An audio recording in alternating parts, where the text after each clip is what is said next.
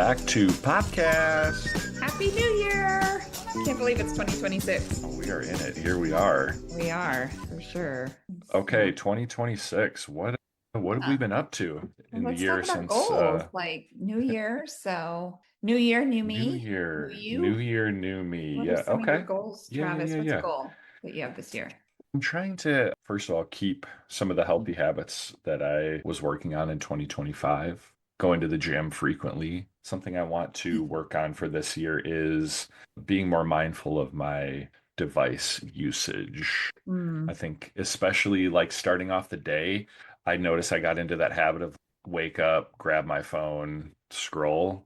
And so I'm yes. trying to make my mornings a little lighter on device usage. That's Ah, found so far after the couple mornings of tweaking a little bit of I need my dopamine hit of this social media. I like starting the day a little bit calmer, being a so little what are bit you doing to more start your day instead of uh, scrolling? What are some things that you instead do? of scrolling. My wife and I have a puzzle set up, so just throw a couple pieces in, play around with that Yeah. for maybe 10 minutes with my morning cup of coffee, and then getting things moving. So just like a good 15, 20 minutes of time being alive, waking up before starting. Yeah, how about you? Me, let's see. Yeah, Hmm. I'm saying I'm pretty happy with where I'm at, like health wise. So I want to continue that. Just ran a half marathon a couple days ago. So Oh, that went really well. Took congrats. 4 minutes off my time. It's So that amazing. was awesome. So I want to keep up just with my workouts and running and healthy eating. I feel like I've been doing that. So I just want to keep that going. A new goal for 2026, maybe just practice some self-reflection a little more every day. One of the things that I do with my family is I make them have a family meeting every day for us to talk Mm, about the day. And instead of just how did your day go, we use the GLAD strategy, which I saw another friend post on Facebook about it. And just, nice. What is it? yeah, so GLAD, you take those, it's an acronym. So you can talk about one of these four things. One thing that you're grateful for that day, or something you learned that day, or something you achieved that day, or something that delighted you that day. And so it keeps it Ooh, a little choice positive. board. I like that. I have a high schooler, so if you ask her how her day is, it's fine. You don't get much. And so this kind of, I've learned a little bit more about what makes her happy. And when she does well on a test, she's achieved something. And so she talks, it's a little bit more depth of a conversation than we've had. uh, Yeah. and my husband, he gets to talk about what's happening at work, which normally we just come home and be done, but it's a good, just little Yeah. release and thinking about when things go well. And we want to share that with each other. So I'm Uh, just kind of really trying to focus my mind a little bit more on just some self-reflection. that's a timely thing to be focusing on because that's what we are Right? talking about today. Look at you. Look at that. Look Look at what you I with did the there. tie-in. I see that. Okay. Uh, the two episodes prior to this was all about assessment and just how do you bring assessment into your classroom with patterns of power and this work. And so this piece of self-reflection is just in my opinion, a deeper and more valuable piece of assessment because that's the students taking on that work on their own and really owning their learning. I think it's important to think that assessment isn't just something teachers do to students. It's really the skill the students need to develop themselves. And so giving them parameters and teaching them how to self-reflect, whether we use sentence frames and or some kind of scaffold to help them do that. We can narrow their reflections through this work with patterns of power. It's going to help them just be more aware of their growth and really make them more active participants in their own learning. Yeah, I love that. And I think an easy crossover language that we hear so often in education is the idea of metacognition, the Mm-hmm. idea of the our thinking about our thinking. This is Yeah. a really but to take that out of that nebulous academic space and really put it into classroom practice. I think self-reflection is an easy way to give students some guidance into thinking about their thinking. So it is a metacognitive task, and it gives students, if we set up parameters for them to do some self-reflection, model it ourselves first, and then guide them into it, it really helps them to understand what thinking about their thinking looks like. Because I like to present often that writing is thinking on paper. We've organized that thinking a little bit, right? And we continue to organize as we revise. But looking at it in that same way, I think might be a helpful way to think about, okay, I read about metacognition. Maybe I'm doing it effectively, whether I know it or not. But here's a great way to get students into that process themselves and get comfortable with it. I always love to borrow from people who can say things better than I can. And Dr. Lynn Meltzer, she's a professor in Harvard's Grad School of Education. She's the president of the Research Institute for Learning and Development. She, I think, really succinctly defines metacognition, the student's ability to understand how I learn, understand how I think, understand my strengths and challenges, and understand what strategies work best Mhm. for me. The more that we can guide students into that self understanding and awareness of themselves as learners, I think the better we are leaving them with their time with us as their teachers. And so when we think about self-reflection and why that matters, it builds that student ownership and the agency where they want to take on their own learning. And when they're able to do that, they take it as such a with more confidence and such a deeper level because they have an understanding of what is happening and they Mm, get to see their progress over time. it's so true. When might be the most optimal times to get into that? Whitney, I don't know if you want to just start us off with that thinking of when might I choose to have students self reflect? Gosh, I think a couple parts of the process, I think the celebration is a good time after you celebrate to come back and just Mm, self-reflect a little bit on the pattern that you just celebrated. And that doesn't have to be a written self-reflection. That can just be a reflection with a partner. What have we learned? What have we learned about this pattern now that we've tried it out and we're celebrating it? As you move into the apply. And then, of course, the invitation to apply is a great place for that reflection, especially after giving them some time to apply it, to then come back and reflect on how they're doing with that. What about you? an opportune way to enhance a lesson set or look at it right at the very end is in that Hmm. invitation to edit. What did we learn about writing from studying the author? That could be a tie into some self-reflection Yeah. because we can then add into what did I learn about myself as a writer from, using this pattern in my own writing. When we think about the crossover, to me, one of the most effective assessment crossovers from this specific learning around grammatical patterns is when we put it into our own writing. And I think about at the very end of a written piece, instead of just filling out a rubric and handing it back to students like, here's your grade, here's why, giving them some onus to look back at their own writing Mm-hmm. and do some self reflection on what are some of the effective moves they made as a writer to highlight those and give them some time to discuss. I think that's another time when it makes a lot of sense.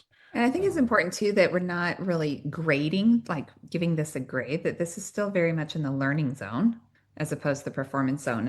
As they're taking on this ownership, I think it reduces this anxiety if they know that this is just about them and where they will go with it rather than it's just a grade. Sure. To really piggyback on the formative aspect of it, based on what you are reading from their self-reflection, that's going to help you as a teacher kind of Yes. guide what are the most appropriate next steps. If kids are flailing with their understanding, we're going to follow up with some more guided instruction. If they seem to have mastered it, they can point to it, they can talk about the why, the how it's made their writing more effective. I think then we can make some assumptions that they have some mastery of this, and then we can call back to it as a Yes. reference point later on. Yeah, I think that's smart. Yeah. So let's talk about maybe how would we get started with this with our Mhm. students, speaking of those scaffolds and getting them thinking. Yeah, you talked about that formative low stakes nature of it. So I think to me, one Yeah. of those classroom activities that makes the most sense or that I think about most frequently when I think about that type of low stakes check-in is an exit ticket. Yeah, So maybe definitely. even giving them an exit ticket after we imitate and celebrate. I think that's you talked about Hmm. that great touch point after application, even at Hmm. the end of a lesson set, and giving them some prompting, Hmm. thinking about some questions that we might ask. What pattern did we study and how did you use it in your writing? Mm. Or, what was challenging about this? What was easy for you to understand about this? Where did you use your pattern in this writing, and how do you think it enhanced your writing? I think some of those things are easy prompting touch points Yeah, I think them for that. finding it in their writing, like where did you use this and what did it that do for your writing? I think is just that's probably the biggest entry point, and then moving it from Yes. there. I think that's really, yeah, I like that one a lot. Or where else Um, might you use this pattern? And yeah. where did you use it and where else could you use it? Because I think that would allow them to think, oh, I could use it when I'm writing about math or when I'm writing a constructed response. I could use it here too, realizing they could really use that pattern anywhere when they write, as opposed to just in the writing piece they're working on. Where else might you use this? Mhm. This is taking it beyond. Now we're Mhm. extending our thinking into maybe a different genre or into a different subject. How might this still be effective? How might this effectively project our message or support our thinking or strengthen what it is we're trying to say? I think that's really impactful. If we want to get digital with this, I think about throwing it in a digital bulletin board like a Padlet would be easy. Mhm. Creating a Google form that you could Form. just Mhm. start as a template and tweak it as you go. I think that could be an easy way to collect information. Yes. And you have it all in one place. Mhm. Yeah. If I want to go analog, I might just pass out a note card or sticky note and have Mhm. students give me that reflection. That becomes an exit ticket that I can collect. And I've seen some Um, teachers just do it in the notebook too. So it's an ongoing, they put the date at the top and here's a self-reflection. And then 4 weeks later or 6 weeks later, put yeah, the date at the top. Here's a self-reflection. And we've talked about notebooks. If you have a notebook going, that's a great place to hold those reflections as well.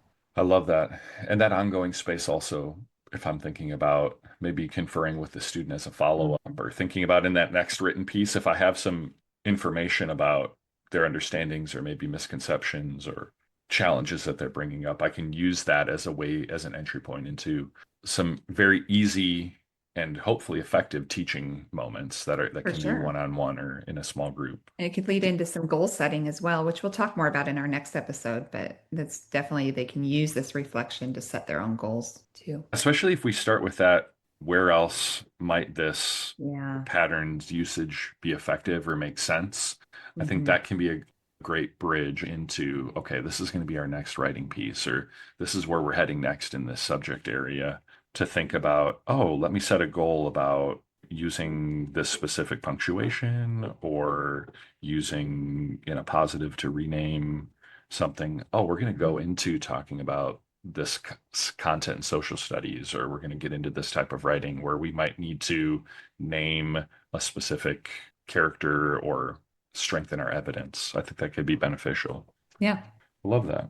Me too. Awesome. Do you envision any elementary versus secondary things to think about as we have listeners in both realms? Yeah. I think with elementary, it's just going to depend on where they are developmentally with their writing, right? When they're able to really write and are automatic, more automatic with their writing, they can do a written reflection. And by fifth grade, they can do a nice, long, detailed reflection. But our Yeah. younger students, I think, could just use some simple sentence frames. We could even start with the sentence and then they complete it. Of course, they could draw. I think them going back into their writing it, and this could be at any age, but highlighting or circling where they use that pattern. And then even one of the things, especially with the younger students, okay, here are the different places where you use this pattern. Out of those that you highlighted, which one is your favorite and why? Or which one is your best and what makes you think that? And I think there they can start to be proud of what they're doing when they're picking out their best or their favorite. They can start to, and I think again, this is something can be at any grade level, but just that piece of being proud of what you've done. And I think that comes in with self-reflection as well. At the secondary level, yeah, we might just build on that, Yeah. assuming that students can generate more writing. Mhm. I might give them some focal points or some options to start off maybe a paragraph, or if we want to do even multi-paragraphs. I'm a firm believer as well in that idea of highlighting what you've done. Mhm. So if we're studying this complex sentence structure, highlight your usage of it in your written piece. And then let's talk about why'd you choose to use it. Yeah. And how will you continue to use it in the future? You know? Mhm. I think that's important. Or even thinking about what you learned about yourself as a writer. I learned that, oh, compound sentences are not that hard. Like I can extend my sentence in this way. And now I can write more than just my simple sentence. Yeah, so it is empowering Yeah, when we for go sure. back and think about it. Mhm. Going back to that, the beginning of our episode, me talking about just living on my phone. The reason why I wanted to get off of it so frequently is because I noticed that I was just scrolling through the next and not holding on to any of that. Laugh for a second, then it's out of my brain. Mhm. I'm just as guilty of it as sometimes students are of the idea of we did this task and now we're moving Moving on. on. When Hmm. we can come back to it and look at, no, look at what you did. Yeah. I think that enhances students' self-awareness as a writer. Oh my gosh, I've done these things. I might Yes. not have thought about myself as a strong writer, but now I can see that But I'm now look at me. using these effective writing skills and craft And I moves in my think writing. tying back to the mentor author too, of, what did you do that was like that author? And so Mm. that sentence frame can be, if the author's Peter Brown, then they could be, I wrote like Peter when I did this. And when they recognize that they're writing like a published author, it's really empowering. Oh, that was a great sentence frame too. Nice. Sure. I just got to thinking because when I give feedback, I try to do that. Oh, you wrote like Peter when you did this, so we can flip that. Instead of the teacher giving the feedback, the students can use that same sentence frame for themselves. So we always try to notice and name what our students did, and we can ask our students to notice and name what they've done. All right, student self-reflection. We hope that you have a better understanding of what it is, when it makes sense to incorporate it, using it specific to grammar, or this could be broadened based on your prompting into any aspect of writing, really, especially as you're getting toward the end of a maybe multi-draft written piece, how you can help students hone in on some of the effective moves and work that they've done. Yeah. And then we can, in our next episode, when we start talking about conferences and what we can, goal setting, and what we can do with students, a lot of this can come into that work as well. Ooh, stay tuned. More to come. Yoo-hoo! There's a little All right. teaser. All right. Thanks for listening, y'all. Appreciate it. Have a good one.